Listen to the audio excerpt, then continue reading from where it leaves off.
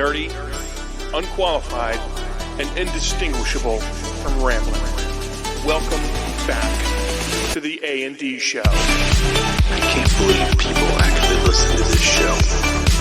Man, they are not ready for this. My opinion's always correct, but you're allowed to be wrong. All right. I agree. Hello, and welcome to the A&D Show. We are back. I'm David. I'm Austin. It's been a hiatus. It has been a short minute. We are back from a short 2-week. Yeah, I think 2 weeks ago I wasn't feeling well. And then, last week I think we forgot. I think it's the opposite. I think we forgot a week. That's right. And then I wasn't feeling well last week. But I'm like, oh, it's Thursday night and we hadn't prepared a thing. And I'm like, well, that's probably better to scrap it instead of being unprepared, because you know how professional the show is. Right. We can't really approach an episode of this without weeks of preparation. So obviously. I didn't just prep today for this show. I've been prepping for a month and a half. Yeah, I totally didn't not prep anything for the show because I don't know anything about the topic at all. That's to be fair. So this is my Bigfoot moment for you. This is my newfound passion project. I don't hunt Bigfoot like you do. But this is something that and honestly, I say passion project, it's something that I'm new to. But I've kind of become enthralled by the notion of it. Yeah. And that is the indie game scene. Oh, hold on just a second. Before we get started, this just in. Don't be fooled by the clever lighting. David is just covering for the fact that he's been kicked out of his office and into the garage. Yeah. So thanks for that expose. Well, to be fair, you're bringing a child into this world. So your office is now a nursery, which is more important than being your office. This is true. But hey, this kind of looks cool. It's very industrial. I got my lathe and my tools, and it's exactly what Tim the Toolman Taylor would have if he were doing a podcast. Right. And if you have no clue I'm talking about, you're too young. You're too young. Just turn this podcast off immediately. Just kidding. Don't do that. Go back and watch the 90s. We need the viewership. Please. Yeah, it's on Disney Plus. Just go watch it. I remember when I was younger, like that show was like must see TV. Like everyone watched Home Improvement every week. Like, yep. And then you look back and it's like, oh, the show was so terrible. I remember there were some redeemable episodes. John and Ted Thomas, and they thought he had a tumor. He's like, I don't want to die. It was amazing. Yeah. Loved it. No, I actually went back and I watched it, and it's so funny because like it's kind of like a paragon of like family entertainment from the 90s, right? And I went back, I started from the beginning, and for the most part, every episode that I watched up until the point that I stopped, which I'll explain in a second, every episode that I watched was not just a paragon of 90s entertainment, but it was actually good, wholesome, family-oriented, and like the main character, Tim, does something dumb and embarrasses himself or his wife or whatever, and then learns a valuable lesson, and they move on from it, and it's pretty good, pretty wholesome. And then about season 4, I think there was like 8 or 9 seasons, around the middle of the series, things just kind of started going downhill, where it was like, as an adult, and maybe this isn't the case for everybody who watches this show, but as an adult child of divorce, I watch this show and I'm like, okay, I'm starting to see how there's really no way that these characters are not heading towards some serious marital counseling and trauma because of this character's absolute idiocy. And he's incompetent. Yeah, and I'm just like, I don't know that the laughs you get from this show after about the 4th season or so, I just don't know if the laughs are worth the kind of overarching or looming destruction of a what has up to that point been a fairly wholesome family scenario. And anyway, I kind of stopped watching. I gave up on it. I was like, you know what? I don't really want to see this whole thing explode on itself. I get that. I understand. So, anyway, let's talk about some indie games. What do you say? So I guess when it comes to indie games, you know, for the most part of my life, I was never interested in indie games. I wanted the triple A's. I wanted it's a beautiful graphic, David. I'm just pointing at the title so people know what we're talking about. So I wanted triple A's. I wanted the main line, the big budget games, the Maddens, the Call of Duties, stuff like that. The Metal Gear Solids, Right. The Final Fantasies, all the games that people were camping out, the Halos, people were camping out to buy those games. And as I get older, I just want something that I can pick up and just play for an hour or maybe two if I'm lucky. As you get older, you don't have the time to game like you used to. So I want to be able to pick something up and be able to play it. I started playing Star Wars Jedi Survivor, and I was all excited about it. And I haven't played it for 3 weeks because I haven't had time to do it. And so then you're like, okay, you go back to play it, and you're like, you forget all the buttons, and it's kind of frustrating. But there have been a large number of incredibly popular indie games. You've got Hollow Knight, Cuphead, Undertale, Hades, Tunic, Inside, Limbo. Most of these are so indie they're available on your phones. I know that I think Inside and Limbo are both available on iPhone. But I think that when you think about indie games, you think about these little like cheap kind of like non popularized games. And I think about there's a game called Hell Let Loose. It's like a first person shooter, complete indie game. Minecraft is an indie game. That started off such a small thing, and now there's a movie coming out, and I don't know how much money Minecraft makes per year, but I would guess that it's within the millions of dollars per year. And so you sit there and it's like, our global revenue from Minecraft over the past several years, 2018, 500 million, 375 million in 2019, 415 in 2020, 380 in 2021. I mean, for an indie game. As of September 8th of 2023, the net worth of Minecraft is $2.5 billion. For an indie game. For an indie game.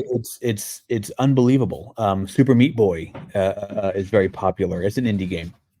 But, these are big, small studios, sometimes one or two people doing them, and they got these massive games.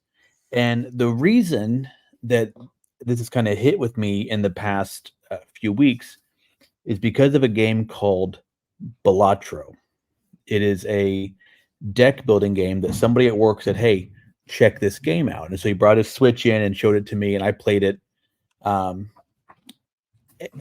on playing it for like 5 minutes. I'll check it out. 90 minutes go by, and I have lost all track of time. I don't realize that I've been playing it for 90 minutes. You've got it's a card game where you make poker hands, but you got these jokers, and they've got powers, whatever, and it's a wild concept. This game was made by one person, a one-man developer named Local Thunk out of Canada.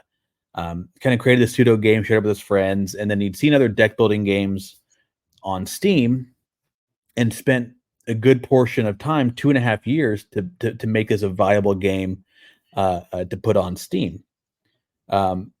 Metacritic has rated this game. That's like the place that pulls all reviews for a game into one spot and gives it like one base score. Depending on the platform, the base score is between 90 and 95 out of 100. I have found nothing for this game under 90%.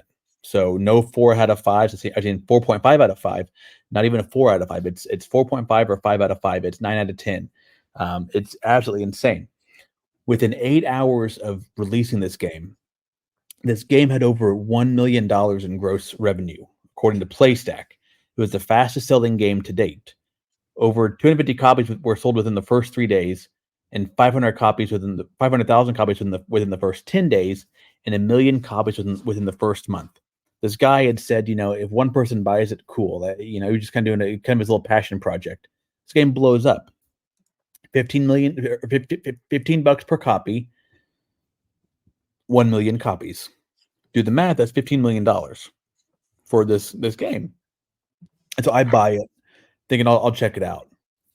I'm absolutely immersed because you just keep going and then you lose and you start again, and it has interfered with my sleep. I'm playing it until 12 o'clock at night because I can't put it down. It's so addicting.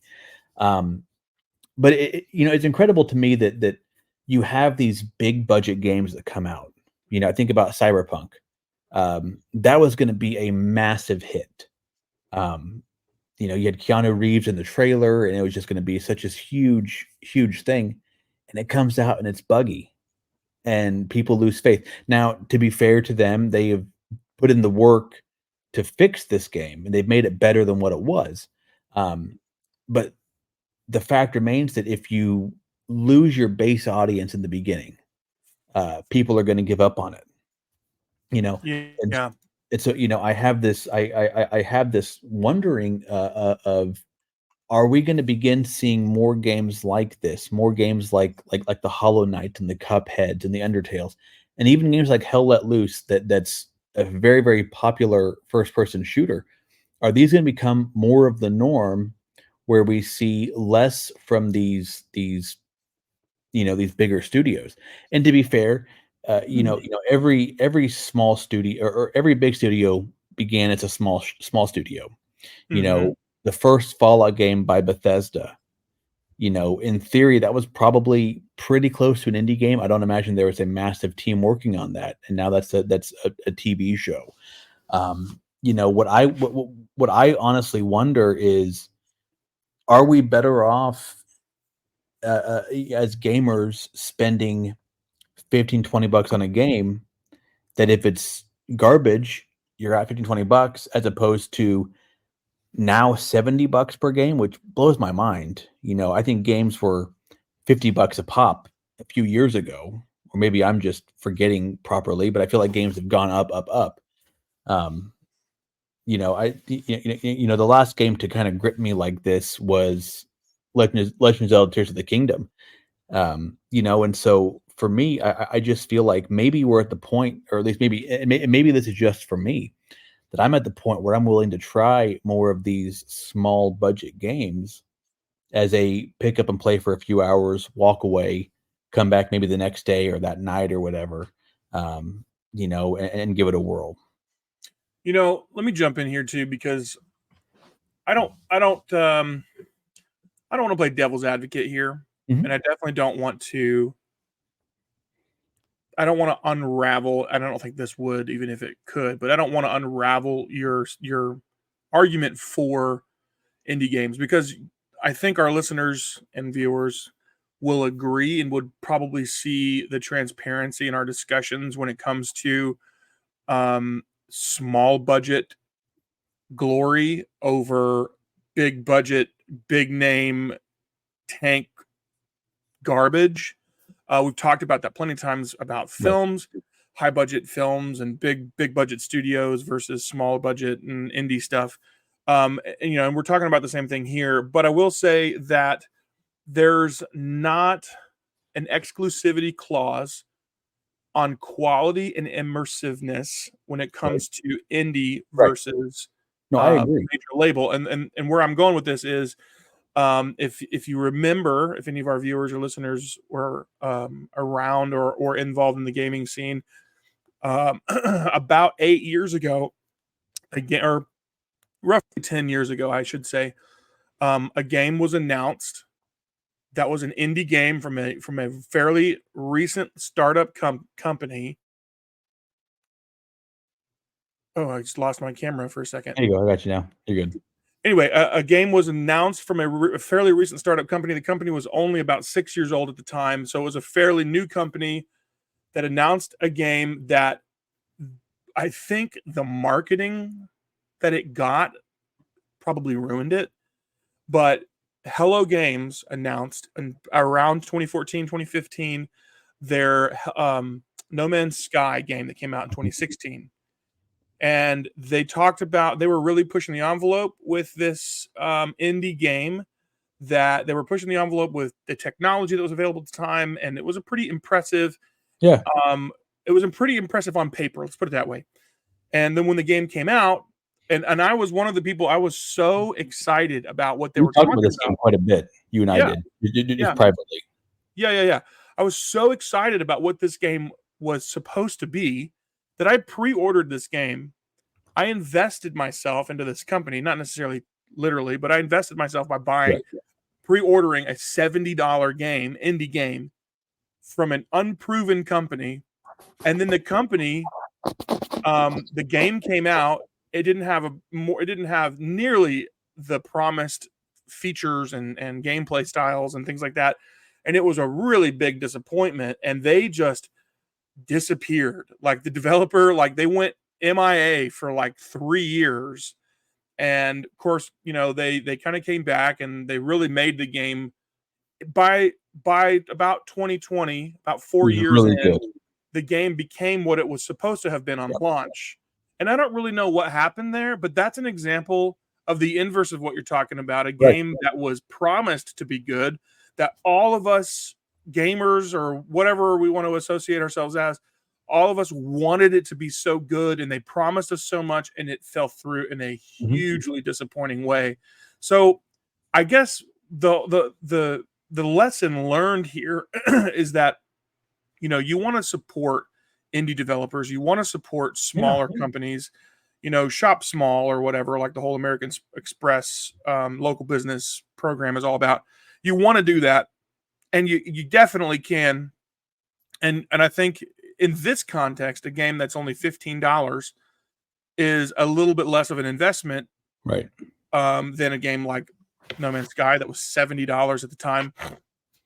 You want to do that because, but it's hard to pierce through the noise. I think for a lot of these games that are smaller, and when they do pierce through the noise, what ends up happening sometimes, not always, but sometimes, is what happened with Hello Games, where they were brought on all this marketing campaigns and they got all of this pre-order stuff going on. It was huge. It was their business went viral Mhm.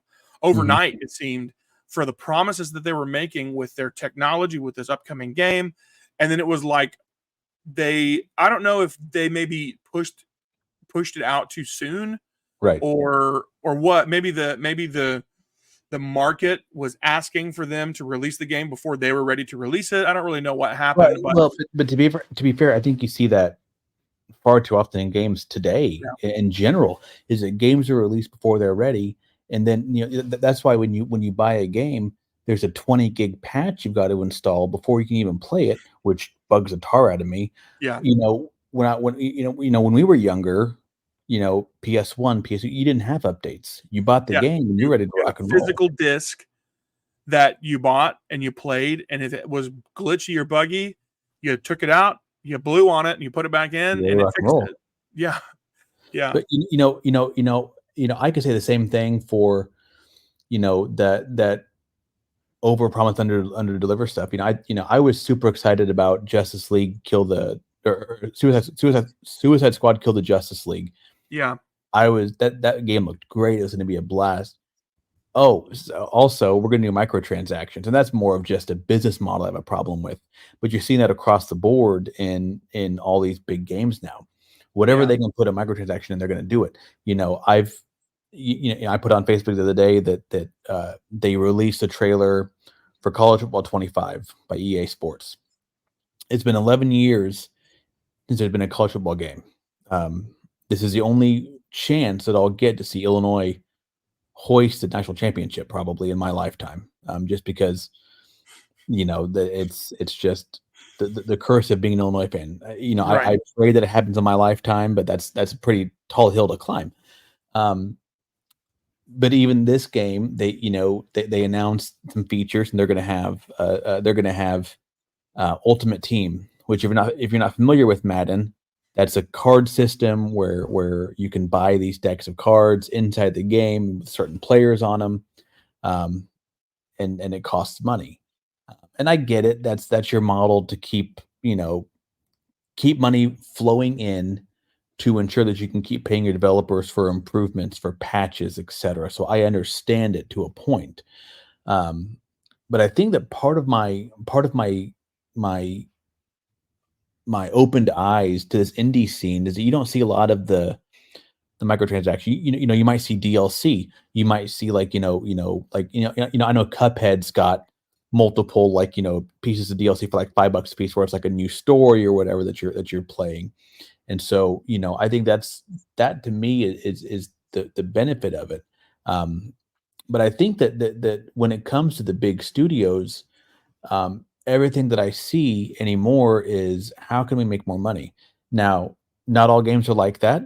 I talked a few months ago about a game called Control that I was really into, which was a phenomenal game. No DLC, great third person action game. It was a lot of fun, and so that was really enjoyable. But I think that far too many of the big budget games are becoming just the cesspool of nickels and dimes, and it's a little frustrating. All of the big budget shooters nowadays are all coming out as these online games. I don't play online. I play online with you playing PGA. That's about it. I just the most don't. dadlicious thing we Yeah, could possibly yeah. find to do. Hey, you guys want to play 18 holes real quick? That's about as much online as I play, because I'm not an online guy. I want to be able to just sit down. Now, couch co-op, love couch co-op. Bring that back. Yeah. Like, I wish that was still a thing for most people, because I enjoy couch co-op. I think my first experience ever playing a game with other people, particularly a military-esque shooter style, first person, whatever. I think my first ever experience to that was SOCOM US Navy SEALs on the original Xbox console. And my brother and a couple of friends of ours, Chris and Hong, the four of us got together at Chris's house and we played that for probably 5 hours straight. And it was amazing. Do you remember how hard that game was? Oh yeah. It was incredible. Hard. It was really, because like 2 shots and you're dead. Like, it was realistic. It was realistic, and it required actual tactical like team building, and it was fun. And communication, and like you don't really get that as well. Like I play online every once in a while, Call of Duty or something with my wife and a couple of our friends, and that's fun. But it's not tactical communication you're having, and like strategy. It's legitimately like you're just cracking jokes the whole time and having a normal conversation while you're shooting other people. But I remember my brother and Chris and Hong, the four of us, we were sitting there and we were like talking tactics, and we were like, where are you at? What can I do? How can I help? Come over here. I need a second. I need to back up. You're going to take the lead. You're going to follow up. You're going to breach the door. I'm going to come in guns a-blazing. Like, it was legit. Like, of course, we're in our late teens at the oldest. So we weren't quite as professional as you would think, like a SWAT team or anything, but it was still fun. And that was my first and only in-person co-op experience that I actually genuinely liked. Because nowadays, this is maybe like getting into the weeds here, but nowadays in-person co-op, like co-op side by side, split screen even on the PS5 with, let's just say, what is the Call of Duty Resurgence or Revenge or Revenant or whatever the one with the R was, a couple of games ago. My wife has. We tried to play co-op on there and it splits top and bottom, which I can't stand. Like, I understand your field of view is better, and it's better for you to be able to see your peripherals, but down the middle split screen, so you have maximum height and scale. Middle. Because your screen is wide, and if you're splitting it down the middle, you're only getting a thin little sliver of screen. Ugh, it's the worst. It's a terrible idea. Yeah. But so I guess for me, like, but even like indie games, like they have sports games. Like, have you played golf with your friends? It's dumb. I think so. It's like some people get like a cone, some people get a square. It's just stupid and it's a blast. Like it's just Yeah. fun, you know. I And I do think that, enjoy. I don't know that you would consider it indie, but the games that come in your messenger on oh your yeah, phone, yeah, those are fun. yeah, Those are free. yeah, You can play virtually or even in person. We've I wouldn't say we got together and played it like for that purpose, but right, we'll be like at somebody's house and we'll bust it out and we'll play 5 card draw or we'll yeah. play Is it? But Uno or something. well, but that's the thing. I think that the indie games are better for potentially playing with friends. Yeah. Um, you know, like, um, the Jackbox games. Yes. Survey says is a good one. It Takes Two. Have you ever played It Takes I Two? have fun. It's fun. Did you play it with your wife or did you play it with No, somebody else? I'll play somebody else. Okay. No, Me no, and Allison my wife does not play a game. No, no, she Allison and played I played the this last game she played together. was Echo the Dolphin. Okay, like that's the last game she What? played. The last game she played was Echo the Dolphin on Sega Genesis. That's the last game. Of course, I mean, Sega I think Genesis. she played a couple races on like Need for Speed, possibly, That's but like hilarious. now I'll say this: occasionally we pull up Mario Kart on the Switch, um, but we played last weekend and my 7-year-old daughter was upset because I'm not going to let you win. I'm sorry. It's just how I roll. If you You want just to win, get better. you just get that you earn that savage dad hat Yeah, that you earn. yeah. No, Allison and I played It Takes Two together, and it took us like a month to get through it because we only played it for maybe an hour or two every 2 or 3 days or something like that, and we really had a good time with it. And Spoiler we've alert, played, terrible ending. huh? Horrible ending to that What game. ended up what ended up happening in the ending that you got? Uh, didn't one of the creatures have to die at the end? Or If am I thinking a it different takes game? You might be thinking of a different game. It Takes Two is about these two Nope. parents Yeah, who I'm are. thinking a different game. You keep talking. I forget what I'm thinking about. It Takes Two is a pretty cool, unique indie game about these two parents who are kind of contemplating divorce, and their daughter makes a wish, and the two of them, her parents, end up being turned into these tiny little dolls that she made, kind of like um, I can't remember what they're called anyway, but voodoo dolls, kind of like little voodoo dolls, but there's not voodoo, it's not dark magic or anything like that. It's just a little funny little wish. Anyway, they go on this adventure to try to get themselves turned back into themselves because they're, well, I don't want to spoil it for everybody. It's a pretty good story, and you basically it's called It Takes Two because it takes two people to play the game. You can't play it by yourself. So you play one side and then or one character, and then your partner plays the other character, and you kind of play through it together. And there's little challenges, and like one person will have to move this block, and the other person will have to move this block to open the door or whatever. It's a pretty fun little game, and we played that. Good lord! It Like I said, I mean, it's not a cheap game. It's $40 on Right. Steam. I think it was on. I don't know if it still is, but it was on the PS Plus premium game catalog. So we got it for free, obviously through that, but that's not cheap either. That's like $150 a year now. This is So gonna bug me for the rest of the night because I cannot think of what game I was thinking about.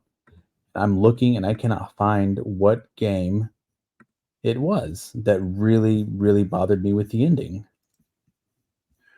Oh, anyway. we like the games that we like to play. Some of them are like multiplayer, like It Takes Two, but some of them are games that are storyline based. And what we'll do is she will have a save file and I'll have a save file, and so we'll take turns over like several days. So she'll play one night, play through the story, and then I'll play the next night and I'll play through the same part of the story, and we'll make different decisions. So like a good example of this is Detroit Become Human. Right. That game is amazing. I don't think it's that game. I don't believe is on Xbox, which kind of stinks for me. Oh, is it not? Oh no, it's on PS4 and it's on Steam. So Yeah. if you have Windows, it's great though. Like that's one, and then what was the one about the kids? It was like a horror game, but it wasn't. Um, I can't remember what it's called. It was a good one too, though. But basically, those choose your own ending stories, we really like those because Oh, you're thinking about the cabin, not the cabin. It's like it's like a it's like winter themed game. yeah. It's about these kids that go to a cabin and Yeah, they're pursued by a killer or yeah, something. it's a great game. Very stereotypical, like a Hayden slasher Panettiere's killer. in that game. Huh? Hayden Panettiere's in that game. I know that. That's right. Um, I knew that. But yeah, after those are after dawn, after dawn is my guy. after After until dark, dawn. Until until dawn. dawn, yeah, until dawn. There is another game called After Dark or something like that, but it's not related. But I don't know. For me, it's I like games like that you can just pick up and play, and I think that's the joy of indie games is that the controls aren't complex. They're not overly some of them are deeper than others, but a lot of them are not like overly deep. They're easy to pick up and just run with, and I think that's as I get older, I think that I see an increase in indie games in my future because I think that there are a lot of gems out there and ones that I haven't played before. I never, I played a few here and there, but there are so many that I've not even touched yet that I think will be in my very near future.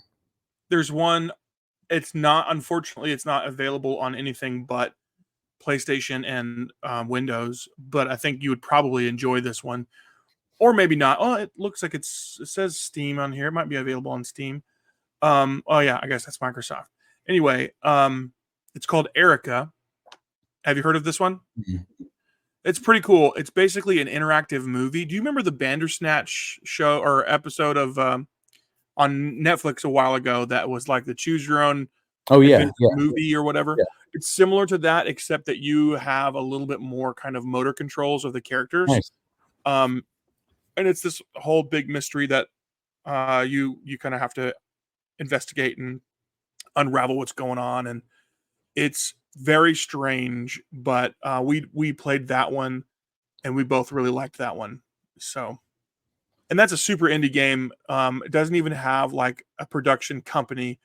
It's just got it's developed by a company named Flavorworks in London studio. And it was published by Sony Interactive Entertainment, but it was one of those they picked it up from an indie studio and pushed it out. Pretty cool. Yeah. I will definitely say if you're looking for a fun game just to pick up and play, Balatro is one you should definitely check out. I think it's fun. It's easy to play. If you know poker hands, and even if you don't, it kind of lays it out for you, teaches you how to play. Man, it's an absolute blast to play, and it took me probably a week to beat my first deck, and it was just so much fun. Like it's addictive and fun to play, and honestly, for me, $15 for a game, I don't feel like that's asking a whole lot. Not for a game that really it's got unlimited potential for playtime. Right, that's a small ask for something that's gonna entertain you for a long period of time. Yeah, versus one of these like large major label games, like and this is no disrespect to the creators because I love these games, but like the Uncharted games, for example, those aren't exactly like they're replayable, but it's just you're doing the same thing all over again.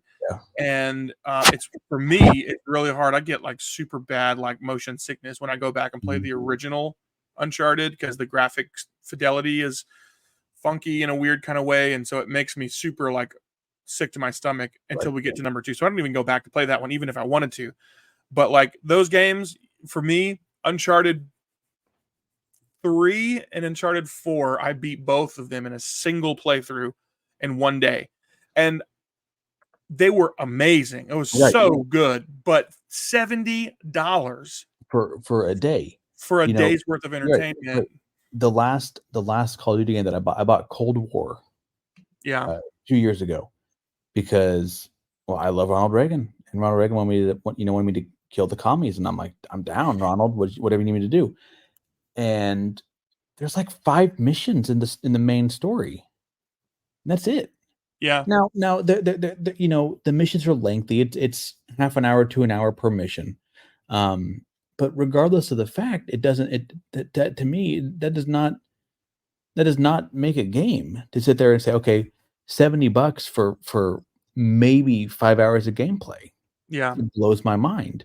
And You know, the thing is, it seems that ever more game developers, for games like Call of Duty, are it seems to me that ever more they're shifting their priorities to their online right, market right, and all the like you said, microtransactions that go along with that. And what the problem is that they're neglecting the story mode of the game. And that's not to say that, because I played Call of Duty Black Ops, or what is it, Cold War. I played it twice. I played it through the first time on story mode just because I wanted to get the story and I thought it was great. And then I recently went back and replayed it again on like hard or extreme or mhm, hardcore or whatever the hardest mode is, and I still beat it with fairly relative ease. And it was a good story and whatever, but like you said, even on the hardest mode, it wasn't more than maybe 5 or 6 hours worth of gameplay. And then you go to their online stuff and it's fun, but there's just no, like, to me, I enjoy an online multiplayer shoot 'em up kind of drop them into a field and everybody kills everybody kind of laser tag right, style. I enjoy that, but I only enjoy it because of the company that I play with. And I don't like meeting people no, via online right, gaming because people who play online games are toxic, psychopaths, toxic. toxic, You know, psychopathic yeah, 12-year right, olds, most of right. them. I did that with Battlefield back in the day. There were a group of us that played together, and it was a blast. But now those friends are they're in careers or they're with kids or whatever. And so we just don't do it anymore. Yeah, I remember Rainbow Six Siege. It's 5 on 5, and I had my group of 5 that I was played with. And we don't do that anymore. And so for yeah, me, I don't want to go online with some randoms and play. I don't want to play. I won't even play Madden online with a random person. I don't enjoy it because it's a toxic culture. yeah, And that's probably another podcast for another day. The toxicity that's in gaming, but I just for me, I just like a good single player story, and they're hard to find anymore, honestly. yeah, They're out there, they really are, but they're hard to find. Because like you said, it's these studios are focusing on their online platform, their online shooters. Now you've got Black Ops 6 coming out soon, which will be on Game Pass as a day one release, which is going to be awesome. I'm super excited about that because I don't know that I would want to necessarily spend the $70 on a game that I'm afraid I would beat relatively quickly. right, The only game right now, the only game that I've got plans to buy anytime soon is the college football game, and that's going to be it. And so I'm okay with that. right. And I think this all kind of in the same way, like we talked about in previous episodes, in the same way that um, Hollywood making so many blunders in a row, particularly places like people like Disney, making so many blunders in a row and spending so much money and losing so much money, the same way that is opening the door for indie filmmakers and low budget filmmakers to step into that void and make things that people actually want to see and actually care about, and make them to a degree that people are okay with watching as far as quality goes. I think the same can be said about gaming because there are so many tentpole games out there. Cyberpunk was a good example. I think you mentioned earlier that it was one of those games that it just didn't live up to the hype, and it's gotten better over time, very much the same as No Man's Sky, but it's just not lived up to the hype. Now, Right. I will say there are some that are coming out that I'm pretty excited about, and we'll talk about those in a minute.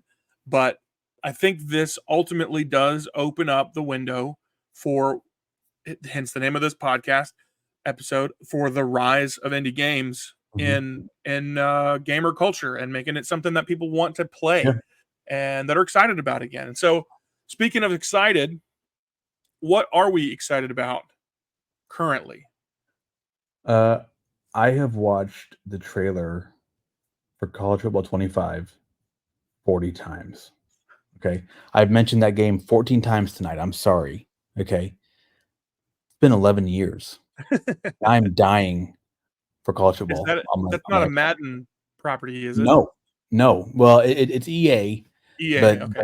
they it's a whole new studio doing it, and people watch the trailers like, oh well, that tackling animation's out of Madden. It's like it's a tackle, like I it's a tackle. There's supposed to be a gameplay trailer coming out this week, I'm hoping. But I'm really excited about that game. I think it's going to be um, um, really, really fun. My wife knows it's coming out, and so pray for her sanity. Yeah. The second that I can't get some kid to Champaign, they want to go to Alabama and said I'm going to lose my mind. I need that 5-star kid in Champaign, but I'm excited about that. I go on vacation in a little over a week, so I am very much ready for vacation, and then I will be at a conference right after that. So I'm going to a security conference after that. So we'll probably have another short hiatus coming up here real soon, as I'll be out of pocket for a little bit. But I'm looking forward to that. Just I love traveling. Love traveling with my family and my in-laws. We vacation with my in-laws every year. So we always do that every year, and so I greatly enjoy it. It's a lot of fun for me, and I love to eat food. So that's the best part of vacation is eating food. That's right. I am excited. There's a couple of things coming out, a couple of games coming out that I'm pretty pumped about. First of all, and I apologize, I guess, to you and to all of our other indie fans out there, but these are not indie games. These are big That's tentpole fine. games, and I think it's okay to be excited about those too. Yeah, yeah, But absolutely. two of them that are coming out that I'm pretty excited to play. I don't know how much hope I hold for them to be what I want them to be, but I guess we'll only know when we get our hands on the games and play them Mhm. themselves. The first one is the Star Wars Outlaws, Yes. which is supposed Please to don't be suck. the Please first don't suck. true open world Star Wars game. Now I know Star Wars, whatever the last two of the Star Wars Jedi Survivor or whatever that series, um, I know that those kind of have an open world feel because you get to pick where you go and what missions you go on. But this is supposed to be a truly open universe type Mhm. game, and I'm pretty excited about that.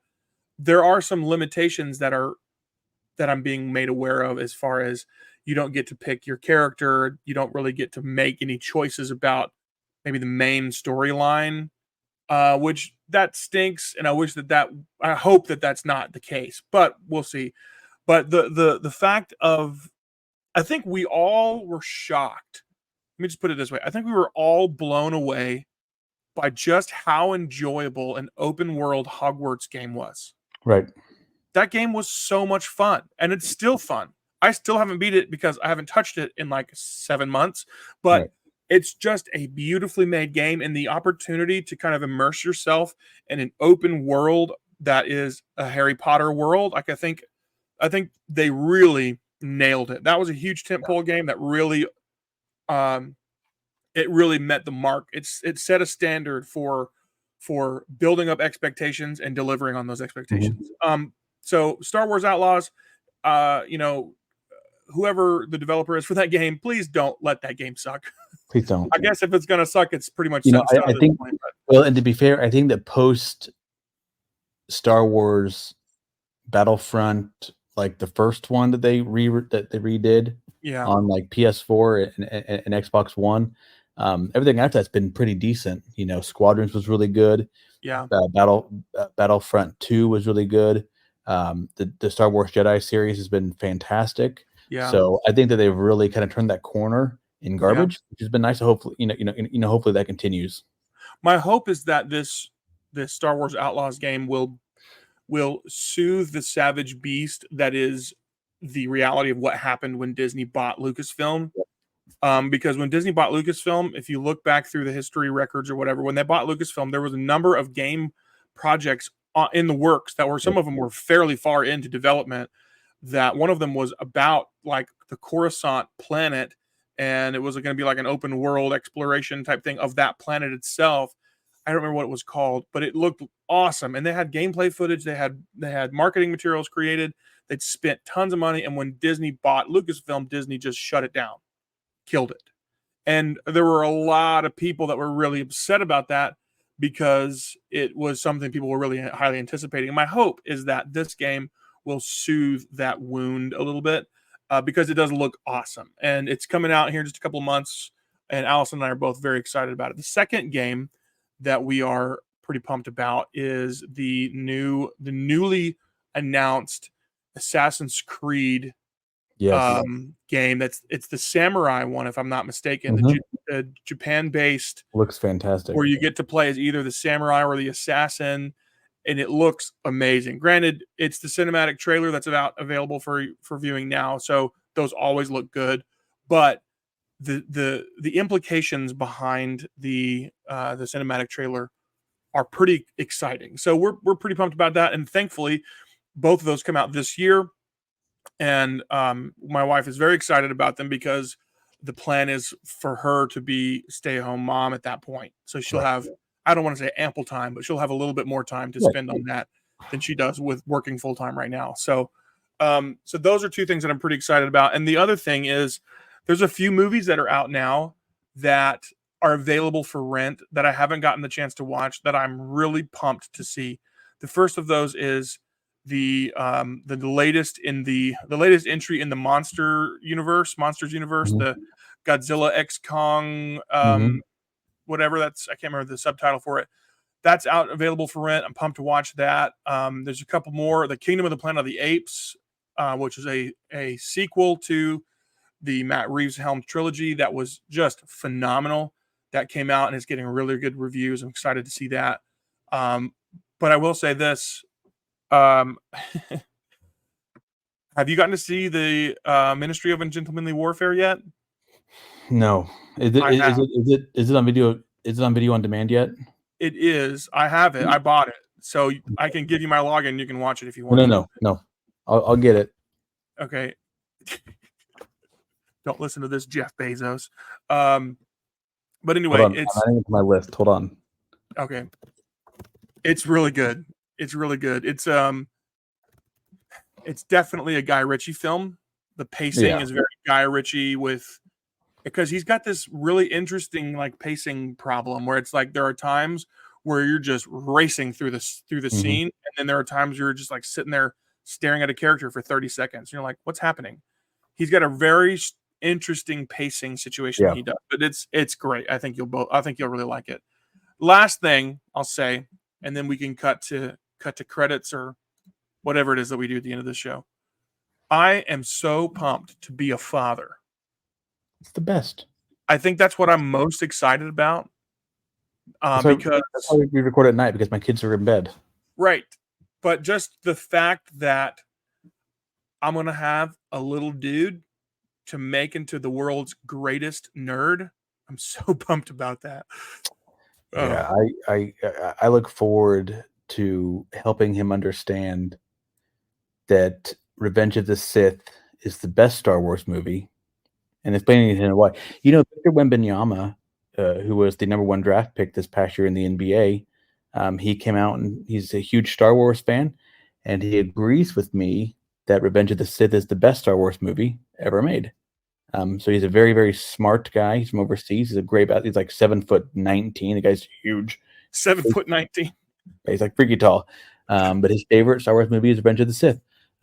So I'm not the only person in the world that holds the correct thought regarding what the best Star Wars movie is, because it's so good. I think my concern with your unabashed appreciation of that particular film is that it's just because of the one scene, the one clip of the little kid who's about to get freaking murdered by Anakin. And when he strikes his lightsaber, he's what do we do, Master Anakin? And he gets jump. It's hysterical. I laugh every time. No, honestly, it's not just that. I think it's just the way that they tell that story is just so good. Now, I did, as we close, my final thought is that I watched a video on Twitter the other day of someone doing like a table reading, and it was the guy that the voice of Pinky from Pinky and the Brain was Obi-Wan Kenobi, and Seth Green as Chris Griffin was Anakin, and I was crying. Like it was just like, Yes. you will never take her from me. And but like with that Chris Griffin voice, stupid but hysterical. Like just Yes. so dumb. Like so dumb, but it was amazing. And that's that's my kind of humor. It's just so good. Yeah. But love it. I saw that and I thought of you and I was like, I didn't know if you would find it funny. I think maybe part of me was a little concerned that you would find it a little bit disrespectful because I know how much you love that movie. How dare you spit on this? Right. This piece of cinematic history. Yeah. Anyway. Well, I think that's all the time we've got for this week. Will we be back next week? Maybe. We'll see. Be back the week after that? Probably not. I think this is the thing that I like about this show is that season 5, it started out so strong with the episode every single week. But the beautiful thing about this show is that we make the rules. Yeah. So these episodes can be as short or as long as we want them to. If we're not here next week, we'll be here maybe the next week and maybe not. Right. Who knows? And maybe 2024, maybe the whole year is season 5. Maybe we never have a season 6. Maybe the show just continues in season 5 until we have 7,000 episodes. Yeah, and we're like in an old folks' home just hanging out. Yeah. Talking about the good old days of color televisions, color talking pictures. Yeah. Reminiscing the day that TV switched from analog to digital. Get over it, people. Quit demanding so much out of us. Like we're working our hearts. Who do you think you are? Man, doing the best I can. I'm raising children and working, and I had to mow the yard the other day. It was terrible. I like mowing the yard, to be honest with you. I don't mind mowing the yard. I like mowing the yard. I did mine the backyard like pop a podcast on and just call it a day, man. Come on now. It's good stuff. Lots of sweet tea. Especially if it's an A&D show episode, because shameless. But I don't listen to my own product. It's weird. I don't either. I don't like the way my voice sounds, so I apologize to our listeners for the way that I sound. I sometimes, just to pad the numbers a bit, will put it on in the background and turn it all the way down so that it just plays and we get the viewership. But that's a little bit too much of an expose, I think. I think we're gonna get banned for that. Oh well, it's been fun. We'll see you never. Bye, everybody. Peace out.